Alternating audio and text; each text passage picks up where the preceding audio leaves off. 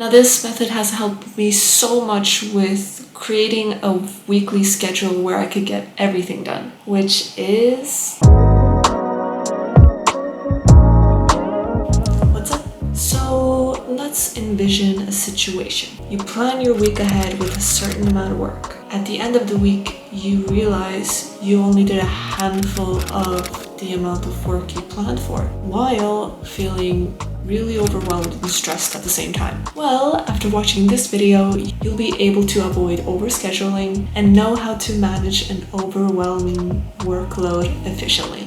So let's just get right into it. So why do we end up with so many overdue tasks at the end of the week and we can't seem to get everything done that we planned for ourselves? Well, it's adding a bunch of tasks and projects onto your day without realizing how much time it actually takes to do those tasks. So you'll end up not actually completing everything that's on your to-do list, which leads you feeling like you're not working hard enough. You know that feeling? And if that wasn't enough, looking at the long list of tasks that you set for yourself will make you feel so overwhelmed, which causes you to procrastinate because you know you won't be able to finish it all in one week. So what's the point of even trying, right? Let me know in the comments if you felt overwhelmed from your schedule before, because I definitely have. Many times. Now let's get into what you can do to avoid overscheduling. Now this method has helped me so much with creating a weekly schedule where I could get everything done, which is time estimations. Before we can do that though, we have to figure out where our time is going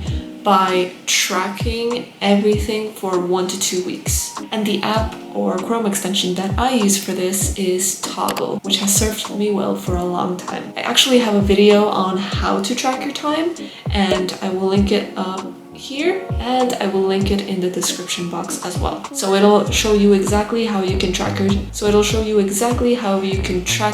time during those 1 to 2 weeks. Now, after that is done, what are we gonna do with all this information? We tracked all this time, what are we gonna do now? Well, now we're going to calculate the weekly and daily max. Now, what do I mean by this is the amount of time you can dedicate in a day or a week where you can do your work. Now, this really depends if you combine your work to-do list with your life to-do list, then it's more hours. However, if your to-do list is strictly work, then you have to take off the life things as well.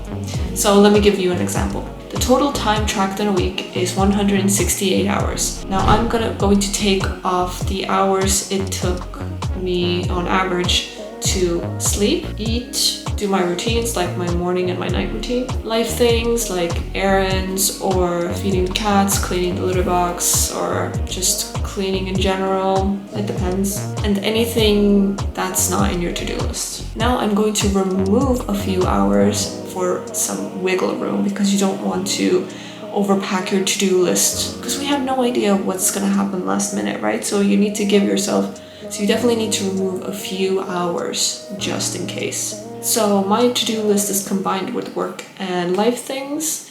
So my daily hours is this much and my weekly is this much. And of course I removed a few hours for that wiggle room as well. Because, like I said, there might be last minute tasks that will end up in your to-do list, or the tasks you have planned for will take a lot longer than you expected. Now, the next thing to do is add time estimates to your tasks. I recommend using ClickUp for this, which is what I use, and I will just quickly show you how to add time estimates on ClickUp. So I have a personal to-do list here, but usually I just have my work and personal stuff combined, but this is just an example to show you how to do it. So if you add a new column, you can add the time estimates here.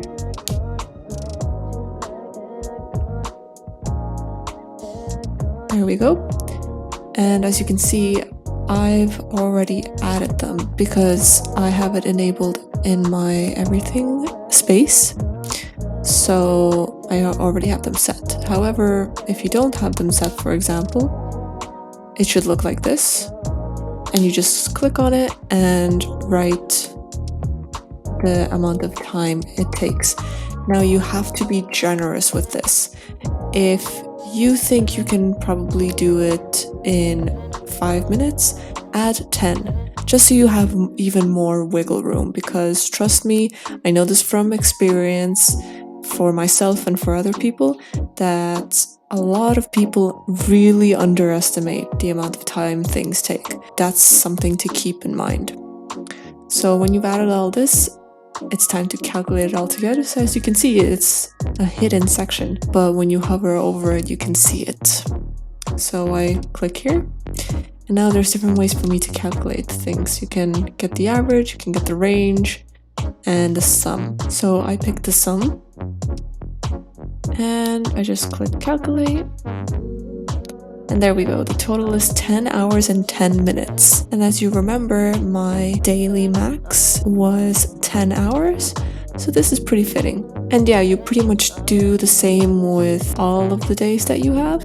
However, I would like to mention that if you click on this and you go here and the time estimate doesn't seem to appear, then you probably have the ClickUp disabled. So what you want to do is go into settings and then go to ClickUps. And then scroll down here.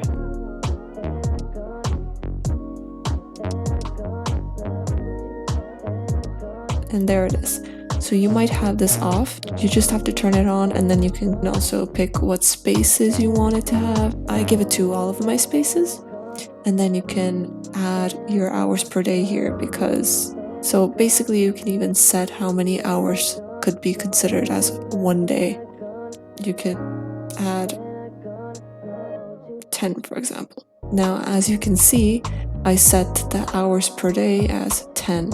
For example, if something takes me 10 hours, instead of writing 10 hours, I can write 1 day, enter, and it automatically goes to 10 hours. Or if something takes me 2 days, now it's 20 hours. And it's as easy as that.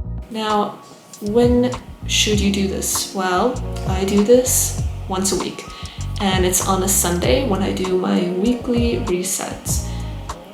So I do my whole weekly reset, planning, scheduling, goal setting on a Sunday on ClickUp. Now it's your choice completely if you want to keep work and life separate or do you want to combine them. If you want to try ClickUp for yourself, I have a link in the description box. If you've never had an account before, definitely try it out. I also have a whole playlist about planning in ClickUp, and one of the videos is also about how to create a digital planner in ClickUp as well. So if you're interested in learning more about this amazing tool, then definitely check that playlist out. I've also linked Toggle in the description box below as well, because it's honestly one of my favorite Google Chrome extensions. I also have many other favorite Google Chrome extensions, so if you'd like to check out a video on that, it will be linked right here. Not only can your schedule get really overwhelming, but trying to accomplish your goals is also very overwhelming. I have a free guide on the 5 steps to accomplish your goals and beat overwhelm with clear direction to give you more guidance. And it will be linked down below. I hope this video gave you some clarity. If it did, definitely give it a thumbs up and subscribe for more videos like this. I wish you all a very productive day, and I will see you later. Ciao!